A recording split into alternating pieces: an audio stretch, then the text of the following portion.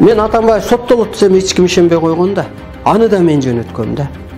Себеби эл алдына жооп бериш керек делген. Качпай койду го бул, көрдүңүзбү? Андан кийин мен ошол Сапар Исаков командасы менен кететсем десе ишенбей койгон да. Мына кетти. Андан кийин мен Сооронбай Жээнбеков мирным путем власть өткөрүп беришиңиз керек. Ошондо элиңизге, өзүңүзгө жакшы болот десем да түшүнгөн жок. Кетсин деп мындай материя катары митингге да чыктык, мисалга бир аз адам. Көрдүңүзбү, андан кийин мен ошонткенден кийин ошол иш башталып кетти.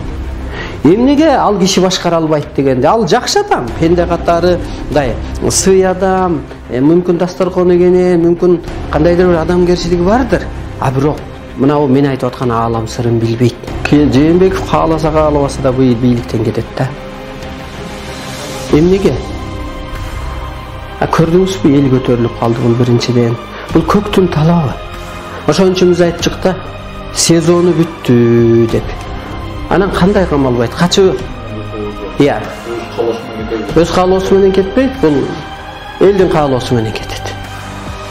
То есть эволюция кылып өстүрүш керек болчу адамзаттычы. Эгер эволюция кылбаса, любой өлкөдө революция болот.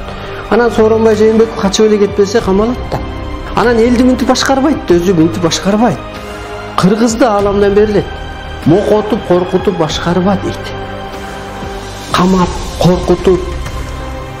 Кыргыздын ааламдан, себеби кыргыздын ааламдан буйрулган окуу көп. Мына мен ушул жерде туруп эле уят кылып коем. Ушул жерде туруп эле биринчи мен кетсин десем, ой, таң калышкан. Кийин элдин баары 2-3 айда жүзү ачылып кетти. Кетсин деген азыр эч ким жакшы көрбөйт мына. Мындайча айтканда, анан кыргызды бийликти кантип сакташ керек? Жаңылык кылып, өстүрүп, куткарып, анан сактайт.